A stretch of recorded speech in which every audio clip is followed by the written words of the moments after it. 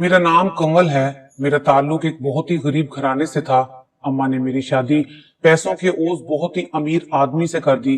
शादी की पहली रात ही शोहर ने मुझे अपने बाप यानी मेरे ससुर के कमरे में भेज दिया कि जब तक उन्हें नींद ना आ जाए तुम वापस ना आना, क्योंकि मेरे ससुर फालिज के मरीज थे।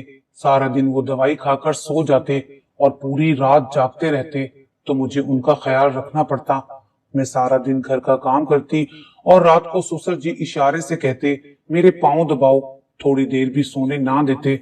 शोहर को देखे मुझे कई दिन गुजर गए, तो एक दिन ससुर को खाने में नींद की दवाई देकर शोहर के पास चली गई। पर जैसे ही कमरे में दाखिल हुई तो शोहर को देखकर मुझे चक्कर आ गए और मैं गिर पड़ी। जब होश आया तो मेरा दिल चाहा कि अभी अपने शोहर से तलाक ले लूं। फिर अचानक डॉक्टर की बात सुनकर मैं सदमे में चली गई, क्योंकि मैं तो उम्मीद से जब भी किसी के घर में शादी की बात चलती है या कोई रिश्ता आता है वो सबके लिए ही बड़ी खुशी की बात होती है। पर हमारे घर में ऐसा बिल्कुल नहीं था। जब भी कोई रिश्ता आता तो वो ऐसा होता कि शायद कोई भी लड़की अपने लिए कबूल ना कर सके। कोई बूढ़ा, बीमार या फिर बेहद गरीब और माजूर जिसके पास खाने पीने तक को कुछ ना होता, क्योंकि हम भी गरीब थे। इसलिए हम बहनों के लिए हमेशा ही ऐसे रिश्ते आते। जब मैं पैदा हुई मैंने एक बहुत ही गरीब घर में आंख खोली। अपने वालिदैन की मैं चौथी बेटी थी। बाबा को हमने हमेशा बीमार ही देखा। ना जाने उनको क्या बीमारी थी, कोई काम काज नहीं कर सकते थे, हमेशा घर के कोने में पड़े रहते और खांसते रहते। अम्मा हमें उनके करीब ना जाने देती कि अगर तुम में से भी कोई बीमार हो गया तो मैं कहां से सबका इलाज करवाऊंगी। पर बाप के लिए मोहब्बत और हमदर्दी हमेशा ही हमारे दिल में रहती। इसीलिए जब भी मौका मिलता मैं अब्बा के पास जाकर बैठ जाती। मैं इतनी छोटी और बेसमझ थी कि अब्बा की मजबूरी को ना समझ पाती और कहती अब्बा आप यहाँ से उठते क्यों नहीं हैं? अब्बा आप भी हमें बाहर ले जाया करें ना, जैसे दूसरी बच्चियों को अपने बाबा लेकर जाते हैं और खूब सारी चीजें दिलवाते हैं। मेरे अब्बा की आंखों में हमेशा ही मेरी बातों पे आंसू आ जाते थे और मैं उन्हें रोता देखकर परेशान हो जाती। तो कहती अब्बा मुझे कोई चीज नहीं चाहिए, अब्बा मैं आपसे कुछ नहीं मांगूंगी। अब्बा मेरे बालों में हाथ फेरते और कहते जब मैं ठीक हो जाऊंगा तो अपनी शहजादी के लिए बहुत सारी चीजें लेकर आऊंगा, और मैं खुश हो जाती। फिर से अब्बा को अपनी फरमाइशें बताती कि मुझे फलां लड़की जैसी गुड़िया भी लाकर देना, और अब्बा सब चीजों का वादा करते कि मेरी शहजादी को ये सारी चीजें लाकर दूंगा। और फिर अचानक मेरी कोई बड़ी बहन मुझे फरमाइश करते देख लेती तो फौरन आकर मुझे वहां से ले जाती और डांटती कि क्यों अब्बा को फरमाइशें कर करके परेशान करती हो। शायद वो अब्बा की मजबूरी को अच्छी तरह समझती थी, इसलिए उनकी आंखों में भी अब्बा को देखकर आंसू आ जाते थे। और मैं समझती थी कि अब्बा मेरे लिए चीजें लेने का वादा करते हैं तो ये भी इन चीजों के लिए रोती हैं। फिर एक दिन मैं नींद से जागी तो अब्बा अपने बिस्तर पर मौजूद नहीं थे। मेरी अम्मा और बहनें सब रो रहे थे। हमारे घर में बहुत सारे लोग मौजूद थे। मुझे कुछ समझ नहीं आया कि क्या हुआ है, और मैं जब भी अम्मा के पास जाकर उनसे अब्बा का पूछती तो कोई ना कोई औरत मुझे उनसे दूर कर देती और कहती कि तुम्हारे अब्बा अस्पताल गए हैं और वो बिल्कुल ठीक होकर वापस आएंगे। और उसके बाद मेरे अब्बा कभी वापस ना आए। आहिस्ता आहिस्ता मुझे भी समझ आ गई कि वो अल्लाह ताला के पास चले गए हैं। कुछ दिन सबने हमारा बहुत ख्याल रखा, खाने पीने पहनने के लिए बहुत कुछ मिलता रहा। पर उस वक्त ये समझ नहीं थी कि ये सब सदका खैरात है। पर वक्त के साथ साथ आहिस्ता आहिस्ता वो सब मिलना भी बंद हो गया। अब मेरी अम्मा ने ना जाने कौन सा काम ढूंढ लिया था। अम्मा हर रोज कहीं जाती और हम बहनें घर में बस उनका इंतजार करती रहती। वो सुबह सवेरे चली जाती तो शाम को ही बस वापस आती। उनके पास हम सबके लिए खाना होता जो शायद उनको वहां से मिलता था जहां वो काम करती थी। हम जो पूरे दिन के भूखे होते ये तक ना सोचते कि अम्मा किन हालात से गुजर कर आई हैं। हम सब बहनें पेट भर कर मजे से वो खाना खाती और जो बचता वो कल सुबह के लिए रख देते, क्योंकि हमारे पास बस वही खाना आता था जिसे हम 2 वक्त निकाल लेते थे। उलझनों से भरा हुआ बचपन गुजरा तो अम्मा को अब खाने के अलावा हमारे रिश्तों की भी फिक्र लग गई थी। मेरी बहनों की उम्रें बढ़ रही थी, मगर हमारे घर भूले से भी कोई रिश्ता ना भेजता। अम्मा ने कई जगह बात की हुई थी, वहां से भी कोई रिश्ता ना आता। तो ऐसा देखकर मेरी बहनें यहीं पर मर जाना पसंद करती, क्योंकि मैं अभी 14-15 साल की ही थी। इसलिए अम्मा ने अभी बड़ी बहनों की ही बातें चलाई थी। और एक दिन किस्मत मेहरबान हुई और हमारे घर एक बहुत ही अमीर खानदान से एक खूबसूरत नौजवान का रिश्ता आया। पता नहीं उन लोगों को हमारे घर का पता किसने दिया था। रिश्ते के लिए लड़का खुद आया था और साथ में एक जवान खातून थी जो बहुत ही खूबसूरत थी। उस खातून ने हम सब बहनों में से मुझे पसंद किया था। मेरी 3 बड़ी बहनें भी थीं, इसलिए अम्मा ने मेरा रिश्ता करने से मना किया, पर वो लोग अम्मा को बहुत बड़ी रकम देने के लिए भी तैयार थे। अम्मा फिर भी इनकार करती रही। मैं अभी बहुत छोटी थी, पर गुर्बत और हालात ने इतनी समझ दे दी थी कि अगर मेरे बदले में मेरी अम्मा को इतने सारे पैसे मिल रहे थे, मेरे बाद अम्मा और बहनों की जिंदगी काफी आसान हो जाएगी। इसलिए अम्मा के मना करने के बावजूद मैंने खुद वो रिश्ता कबूल कर लिया, जिस पर वो खातून बहुत खुश हो रही थी। उसने मेरे हाथ में बहुत सारे पैसे दिए थे। मैं समझ रही थी ये खातून शायद लड़के की बहन या भाभी होंगी। वो लोग रिश्ता पक्का करके निकाह का दिन बताकर चले गए। मेरी सारी बहनें मुझे हसरत भरी निगाहों से देखने लगी, क्योंकि वो मुझसे बड़ी थी। अम्मा ने बाद में मुझे कहा था कि जब मैं मना कर चुकी थी तो तुम्हें क्या जरूरत थी रिश्ता कबूल करने की। हो सकता था वो लोग किसी बड़ी बहन से ही रिश्ता कर लेते। फिर मैंने उन्हें जवाब दिया कि अगर वो लोग चले जाते तो क्या होता। इस तरह से आपके ऊपर से एक बेटी का बोझ तो कम हो जाएगा और बदले में इतने पैसे मिलेंगे कि बाकी बहनों की शादियां भी आसानी से हो जाएंगी। मेरी ये बात भी सबको सही लगी। मेरी बहनें मुझसे शादी के मुतालिक बातें करती कि वहां जाकर बदल ना जाना, हम सब बहनों को भूल मत जाना। तुम तो अब बहुत बड़ी बड़ी गाड़ियों में घूमोगी, बंगले में रहोगी, और तुम्हारा शोहर कितना प्यारा है। बाबा तुम्हें शहजादी कहते थे, देखा बाबा का कहना सच हुआ, तुम तो शहजादी ही बन जाओगी। हम गरीबों ने कभी गाड़ी, बंगला या फिर अमीर लोगों का सोचा भी नहीं था। बस शादी के बाद दाल रोटी पेट भर के मिल जाएगी, इतनी ही हमारी सोच थी। ये सब कैसे हुआ था खुदा ही जाने। बहनों की इतनी बातें सुनकर मेरे दिल में भी कुछ ख्याल आए थे। मेरा प्यारा घर होगा, शोहर होगा, खुशहाल जिंदगी के कुछ सुहाने ख्वाब मेरी आंखों ने भी सजा लिए थे। अब मुझे हर वक्त उन्हीं के ख्याल आते। मेरा होने वाला शोहर सच में बहुत प्यारा था। मैं दिल ही दिल में उसका चेहरा याद करके बहुत खुश होती। फिर दिल थोड़ा डर जाता कि वो लोग निकाह का कहकर गए थे, उसके बाद उनका कोई पैगाम, कोई पता नहीं था। अभी निकाह की तारीख में कुछ दिन बाकी थे। फिर भी मुझे उनकी किसी खबर का बहुत इंतजार था। डर था कहीं वो लोग मुझे अपनाने से इनकार न कर दें। पर खातून ने मुझे हाथ में जो पैसे दिए थे वो इतने ज्यादा थे कि इतने पैसे देकर फिर क्यों इनकार करेंगे। ये सोचकर दिल को तसल्ली होती। मैं अजीब कश्मकश में थी। और फिर आखिरकार इंतजार के दिन खत्म हुए। वो लोग अपने वादे के मुताबिक निकाह वाले दिन आ पहुंचे। वो 2 गवाहों और एक निकाह ख्वां के अलावा कुल 2 ही लोग आए थे, वो खातून और मेरा होने वाला शोहर। खातून ने मेरी अम्मा को 10 लाख रुपए दिए और मुझे निकाह के लिए तैयार करने का कहकर खुद बाहर गाड़ी में चली गई। ये रकम हमारे लिए इतनी बड़ी थी कि हम लोगों के होशो हवास ही उड़ गए थे। पर मैं अपनी बहनों को खुश देखकर मुतमईन थी। मेरा ये फैसला सबके हक में कितना अच्छा साबित हुआ है। मगर मेरी अम्मा को ना जाने उस खातून ने पैसे देते वक्त क्या कहा था, जिसके बाद मेरी अम्मा इतनी उदास हो गई थी। मैंने बहुत पूछना चाहा, पर माँ ने कुछ ना बताया और बोली, तुम बेफिक्र होकर तैयार हो जाओ। अजीब बात ये थी कि वो लोग मेरे लिए शादी का जोड़ा तक नहीं लाए थे, जबकि मुझे लगा था कि मेरा शोहर बहुत सारा सामान लेकर आएगा। हमारी शादी के लिए अम्मा ने मेरे लिए कुछ सूट बनवाए थे। मैंने उन्हीं में से एक लाल रंग का जोड़ा पहन लिया और हमारा निकाह पढ़ाया गया। मैंने दिल की गहराइयों से अपने शोहर को कबूल कर लिया और मैं इतनी खुश थी जैसे ये जमीनों आसमान मेरे लिए खुशियों से भर गए हैं। और मैं अपनी बहनों से बहुत सारे वादे करके अपने शोहर के साथ गाड़ी में बैठने के लिए रवाना हो गई। गाड़ी हमारे दरवाजे पर ही थी। हमने कभी सोचा भी नहीं था कि इस कच्चे घर के दरवाजे पर कभी ऐसी शानदार गाड़ी भी आ सकती है।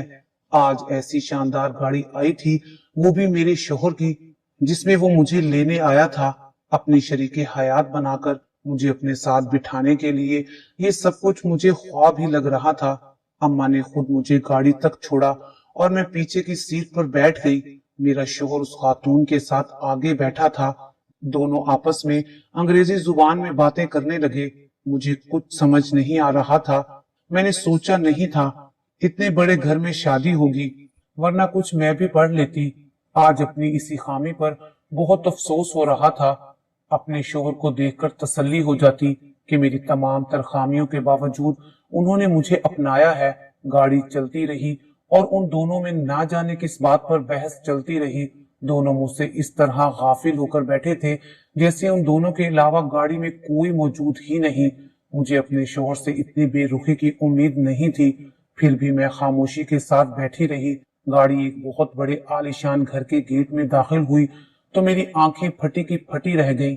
मैं यहाँ रहूंगी इस घर में? मुझे अपनी आंखों पर यकीन नहीं हो रहा था। पर हम जैसे ही गाड़ी से उतरे, मेरा शोहर मुझे एक कमरे में लेकर गया जहाँ एक बूढ़ा आदमी बीमार हालत में लेटा हुआ था। शोहर ने बताया ये मेरा बाप है, यानी वो मेरा ससुर था, और कहा कि आज से तुम्हारी जिम्मेदारी है इनका ख्याल रखना, और जो भी ये कहें तुम कभी इनकार मत करना। मैं अभी कोई बात नहीं कह पाई थी, अभी उनको देख ही रही थी। वो मुझे ये सब बताकर वहां से चले गए। मैं उसी कमरे में अपने ससुर के पास ही बैठी रही। कभी कोई नौकर कमरे में आता तो कभी कोई। वो सभी मुझे अपने ससुर की खिदमत और ख्याल करने के बारे में समझाते कि कैसे उनको खाना खिलाना है, कैसे दवाई देनी है, उनके कौन से इशारे का क्या मतलब होता है, वो खाना कैसे मांगते हैं और पानी कैसे मांगते हैं, पाँव दबाने के लिए कैसे इशारा करते हैं।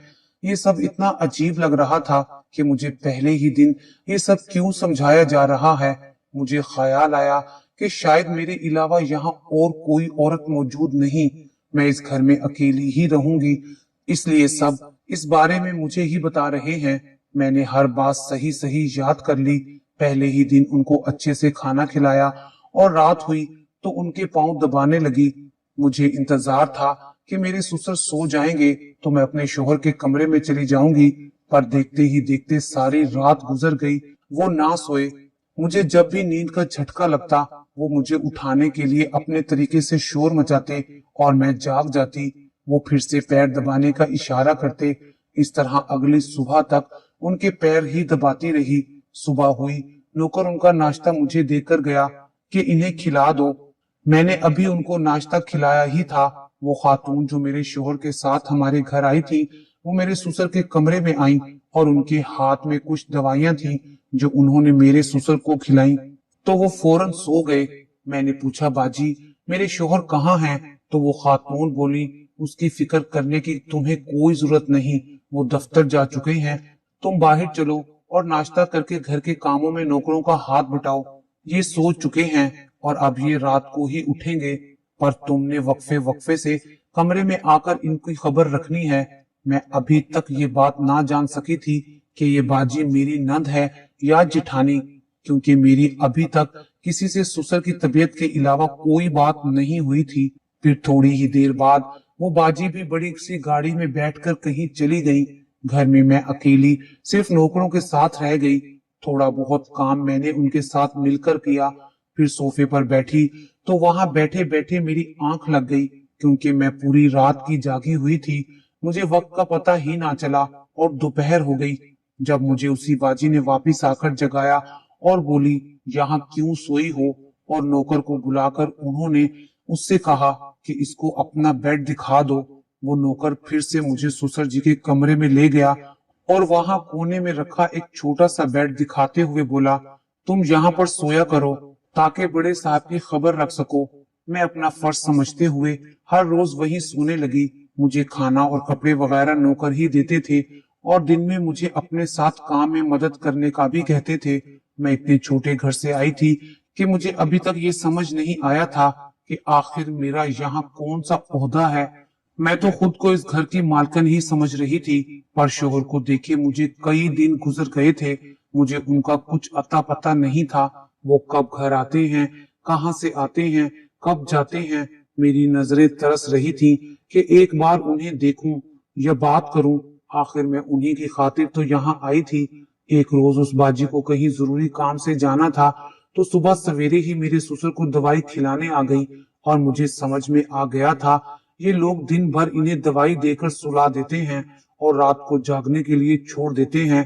जब मुझे उनके साथ जागना पड़ता है, वो दवाई खिलाकर जल्दी जल्दी से चली गई, तो मैं भी आज कमरे से जल्दी बाहर आ गई थी और आज मेरे मन की मुराद पूरी हुई थी। मैंने अपने शोहर को एक कमरे से बाहर निकलते हुए देखा था और मैं समझ गई थी कि यही हमारा कमरा है।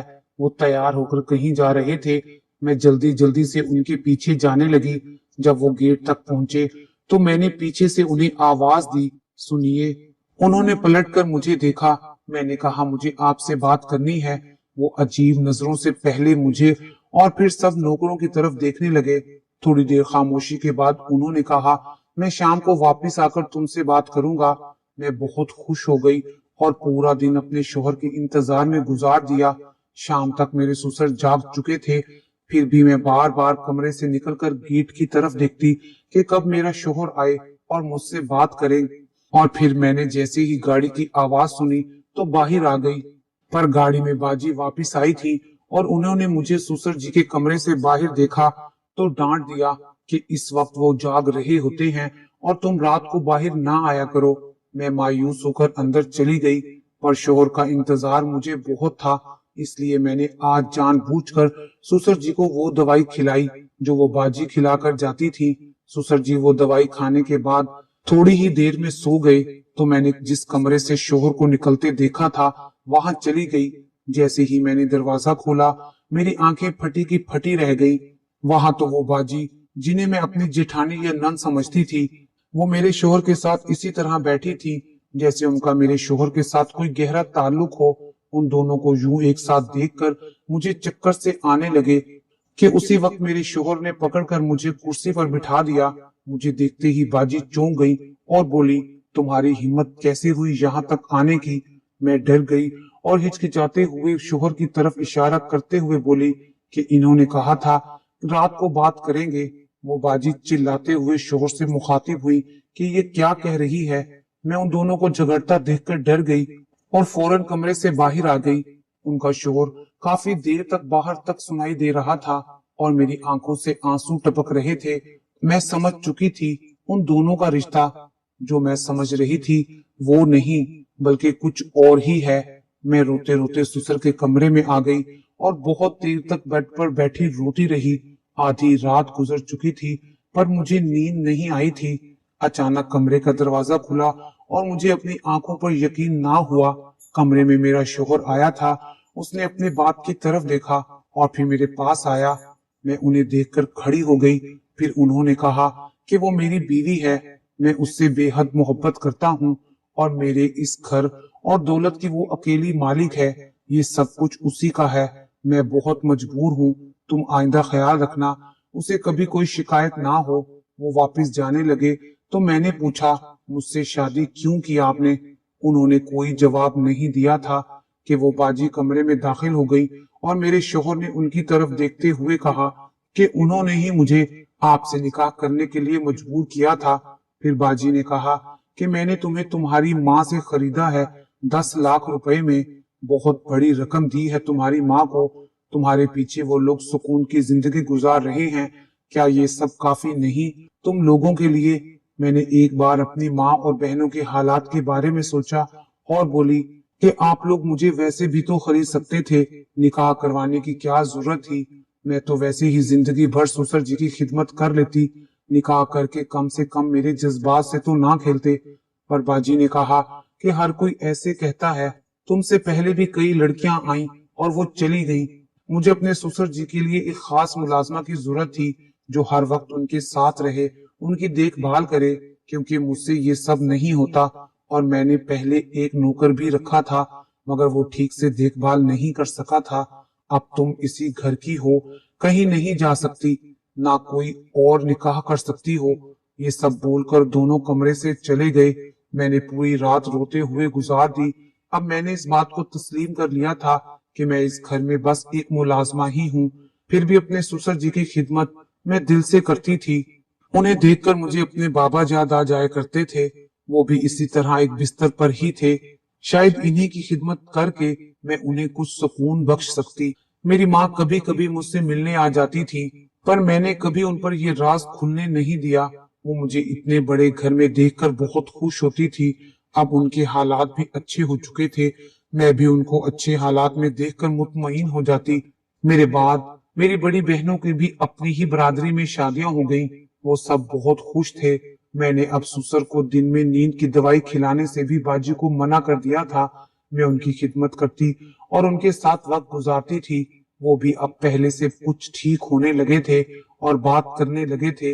वो अक्सर अपने बेटे को कमरे में बुलवाते और वो जब तक अपने बाप के साथ बातें करते, मैं भी जी भर के उन्हें देख लेती थी। आहिस्ता आहिस्ता उन्होंने भी मेरी तरफ तवज्जो करना शुरू कर दी थी। कभी मुस्कुराकर देख लेते और बात भी कर लेते थे। मैं खुश हो जाती। आखिर वो मेरे शोहर थे। इतने सालों में बाजी की कोई औलाद ना हुई। वो बाहर मुल्कों तक इलाज करवा चुकी थी, पर कुदरत का करना कुछ ऐसा हुआ, डॉक्टरों ने उन्हें साफ इनकार कर दिया और मेरे शोहर को सब ने दूसरी शादी का मशवरा दिया। फिर बाजी जो के रिश्ते में मेरी सौतन थी, उनको भी ये बात मानना पड़ी और उन दोनों ने मुझे अपने शोहर की बीवी के रूप में कबूल कर लिया। कुछ ही वक्त में मैं उम्मीद से हो गई और सबको ही इस बात की खुशी हुई। वक्त गुजरता रहा और मैं एक के बाद दो प्यारे बेटों की माँ बन गई। अब मुझे अपने घर में वो तमाम हकूक हासिल हैं जो एक खुशहाल औरत को चाहिए होते हैं। पर मैं अब भी बाजी की बहुत इज्जत करती हूँ। मैंने एक बेटा उन्हीं को दिया हुआ है। वो हर वक्त उनके पास होता है। मेरे शोहर भी हमारा इतना प्यार देखकर बहुत खुश होते हैं और हमारी जिंदगी अब सुकून से गुजर रही है।